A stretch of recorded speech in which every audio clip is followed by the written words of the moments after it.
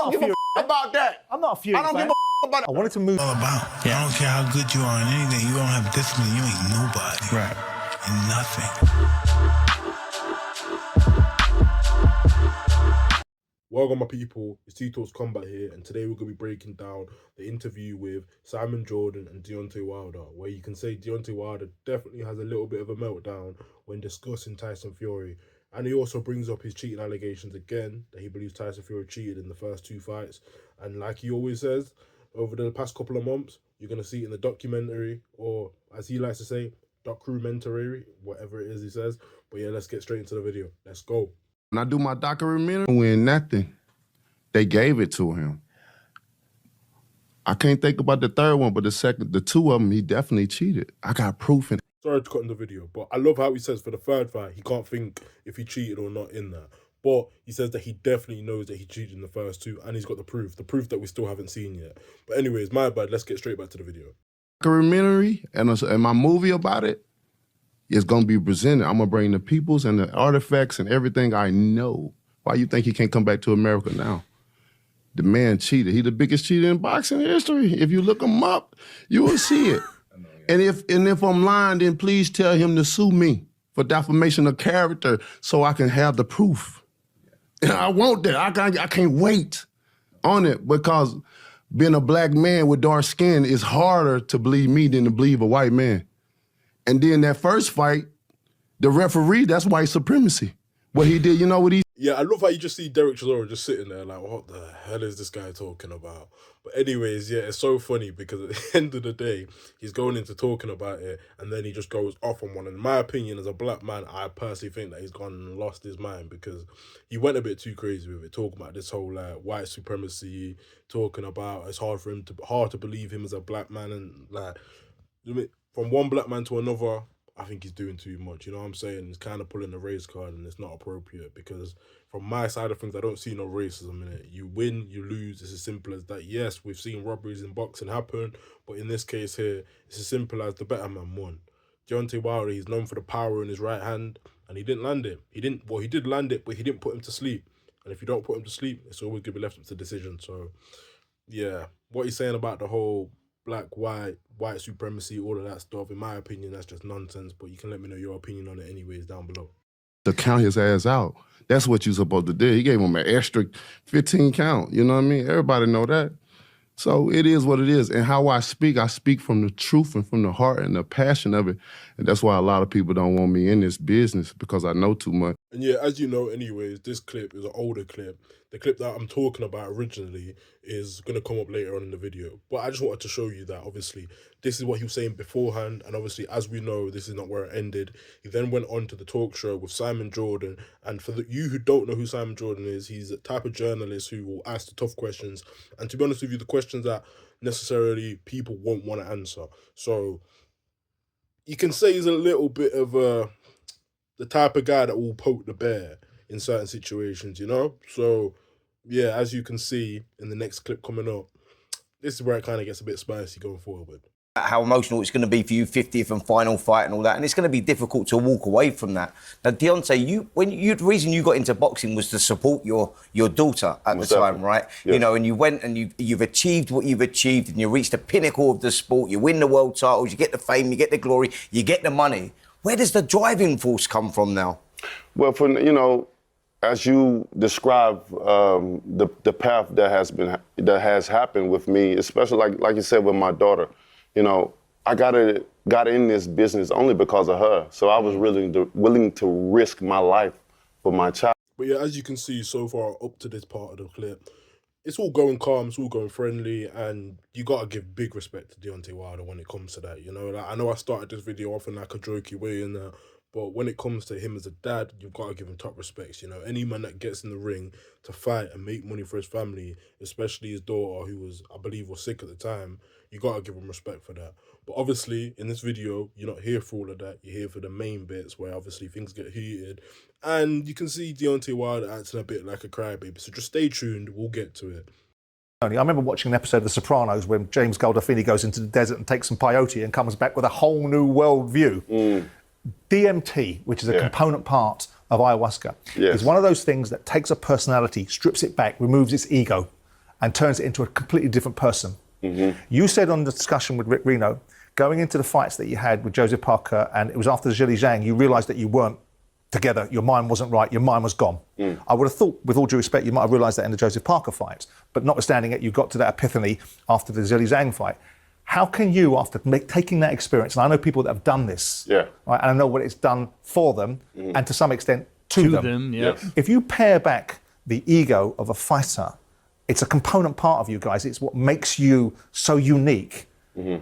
Can you get back to what was this wrecking machine, this, you know, I don't like to use the word killing machine because I think it's thrown around too easily. Is that gone now, or are you going to get it, can it come back? But yeah, little did Simon Jordan know, this is where he's going to see a little glimpse of the old Deontay Wilder when he starts to snap back. But still going to come very, very soon. Just bear with it all. But yeah, and in regards to what he says, he makes a good point in regards to the ayahuasca.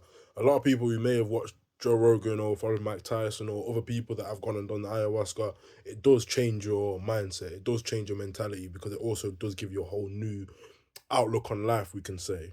But yeah, so makes good points, you know. Ego is something that drives a fighter to being the best. Like, it's very hard for a fighter to become the best and get to the top of the mountain without having an ego. That's just how it goes. You have to have that fighting spirit. You have to have that belief that you're the best and no one else can come close to you, you know?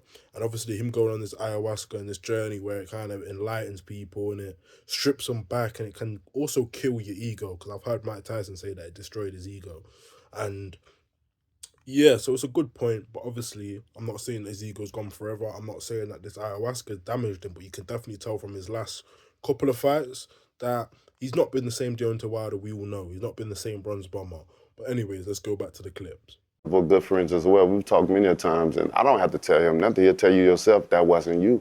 We've talked in New York about it. But that's the point, isn't it? Yeah, for but sure. That's directly must be correlated to this Zen-like navel-gazing experience you went on to for whatever reason you did it, probably to do with your personal life. But it has nothing to do with ayahuasca. That's the thing about it. It has nothing to do with ayahuasca. Ayahuasca didn't take me out of my zone of thing. You know, ayahuasca actually made me feel better. You know what I mean? It actually made me happier. I've said that before. But that's its job, because it strips you back. Yeah, it made me, and I needed that happiness in my life at that moment in time. You know, ayahuasca, you don't know what you're gonna get. You don't know what you're gonna get when you do it, but you will leave with everything you need. That's for sure. And I'm looking to do it again as well at some point in time. You know, it's a beautiful experience. You know. Yeah, as we see, anyways, Deontay Wilder then goes on to talk about the ayahuasca, and at the end of the day, like, who knows? We will see on April the 4th when the fight goes down. That's the main part. At the end of the day, all this talking doesn't really matter, because April the 4th is when it goes down, and that's when we see the final results. Is the bronze bomber back? Who knows? But we will see. Stay tuned for that. To the different people really don't know what I've been through, because I don't express myself in my personal life to people. Even when people, like I've said, 99% of things that have been said negative about me is not true, because people don't know me in that sense. When I box and after a fight, I'm MIA. Nobody hear of me. I'm barely on social media. I don't really do that. When people say things about me, I don't take initiative and use my platform to come out and defend myself, which leads speculations about things. So nobody really knows. So they only taking what is being heard or told and not doing homework. They're also taking what they see. Okay, my people, we are here. We are finally at the clip now where we start to see it go left. Simon Jordan is going to ask him about Tyson Fury, which he requested. I don't want to speak about him. And obviously, like I explained earlier, Simon Jordan will poke the bear and he will ask those questions fighters do not want to answer. So now this is where we see things get a little bit heated, and then you'll end up seeing the outcome. To Tyson Fury. I don't want to talk about him. No, you're going to. We're here about No, but you only got 10 seconds, but I got to jump back in. You got to laugh when he says, no, you're going to talk about it. You're going to. Like, as any man knows, anyone with any sort of pride or ego, a next man telling you you're going to talk about something that you don't want to talk about, it's going to get you annoyed. It's going to get you vexed. So you can understand already where this is going just after 10 seconds. Anyways, back to it. We're not going to talk about him at all. But as part we're not going to talk about him at all. Understand that? No, fair enough. All right, then. So let's move on. It's all about Derek Chisora, and that's it. I understand that. The only back, baby. Y'all understand that? You better be. April the 4th is going down. The only reason. At the O2, you better be there. Fabulous. You'll be a square. The only reason I mentioned it is because it's part of the shtick that goes with you. And I missed you first time round when you came in here 3 years ago, when you were in your pomp 4 years ago doing Bomb Squad and all that sort of stuff. And I've always wanted to have a conversation with you because you've made observations about Fury. I have my own views on Fury.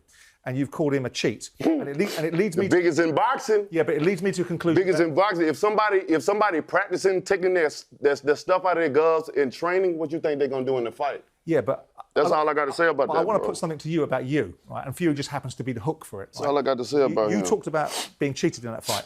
You talked about water. Bronze Bomber is back, apparently, according to Deontay Wilder. And you can see he's starting to get a little bit amplified. He's starting to get a little bit heated. And he says that's all we're going to talk about. But we all know that's not all he's going to talk about, because we wouldn't be here today watching this if that's where it ended. But anyways, before he starts doing this whole sniff thing, whatever, I don't know what that was all about. But anyways, you're going to see it get heated right now. Back to the clip. Being spiked. You talked about your Game of Thrones outfit being too heavy for you. I didn't say that. You said it was too heavy for you. Outfit. I didn't say that. Okay, well I might be wrong on that one. You talked about the long. Y'all took a journalist that said something because y'all, everybody wanted to come in. Oh wow, this boom, boom, You talked about a long count, right? And then you talked about the trainers, Mark Breland not being good enough. No, I ain't say he wasn't good enough. So what I'm asking you in all of this is, it sounds to me, given the character that you are, that's like a little bit flaky. Facts. You lost those fights. Facts. And those fights were lost. Facts.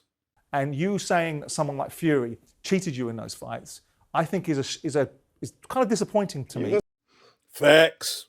Say what you want. I know the truth. I have the facts. Okay. Understand that. Because when the documentary and everything that started come out, I'm gonna show everything.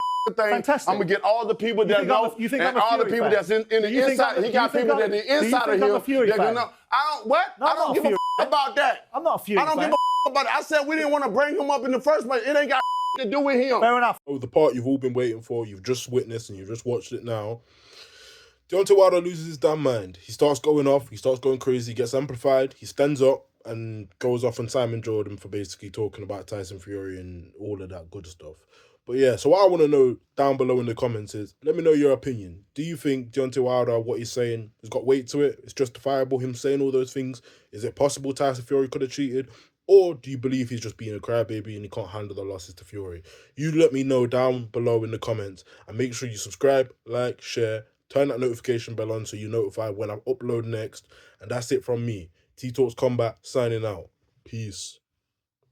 All about. Yeah. I don't care how good you are in anything. You don't have discipline. You ain't nobody. Right. And nothing.